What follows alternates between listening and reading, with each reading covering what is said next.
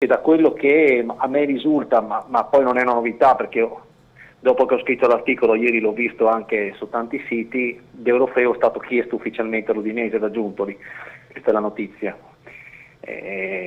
Quindi diciamo che poi questo non esclude il fatto che si possa anche più avanti arrivare a Beto, il mercato sappiamo che lo sarà lunghissimo, però è Deulofeu l'oggetto del desiderio del Napoli adesso. Claudio. È un oggetto del desiderio, ma lui vuole andare via da Udine, l'Udinese è disposto a cederlo e poi è chiaro, magari poi veramente riduco tutto ai minimi termini, quanto può costare Deulofeu al Napoli, considerando anche il rapporto abbastanza vicino dal punto di vista economico tra Pozzo e De Laurentiis.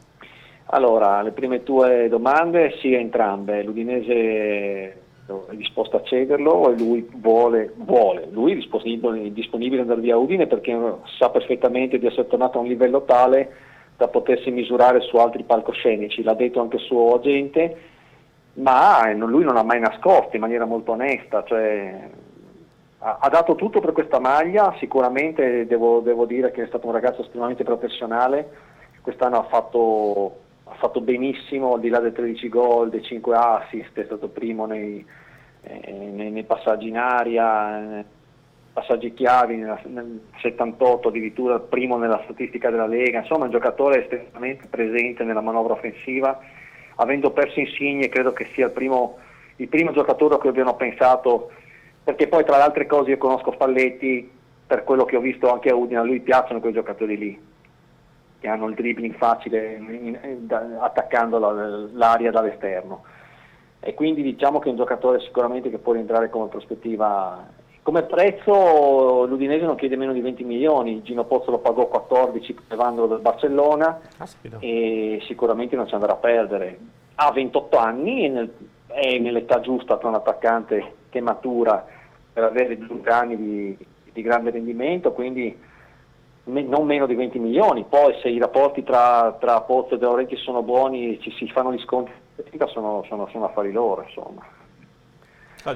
No, ok, allora vado io, avevo un paio di domande perché 20 milioni non sono pochi No. in questo momento, quindi a questo punto penso che conti anche e soprattutto poi la voglia del calciatore, che onestamente mi è sembrato a suo agio, ma 100.000 volte meglio di come mi era sembrato al Milan, no? Da altre parti. Cioè, il Deulofeu che ho visto quest'anno era il Deulofeu forse più sereno mai visto. Si è visto poi anche in campo e credo che abbia avuto anche la sua valenza il fatto che poi si sia trovato così bene. Però ad oggi non so poi quanto il calciatore voglia effettivamente lasciare la Dacia Arena.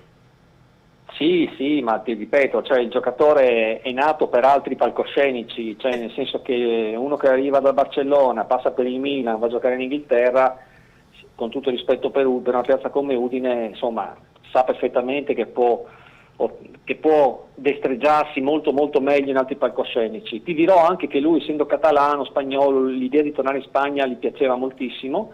Betis e Siviglia si erano un po' conteso a marzo, avevano preso un po' di appunti, avevano cercato di sondare, a lui piacerebbe tornare in Spagna, ma in una squadra che fa le coppe.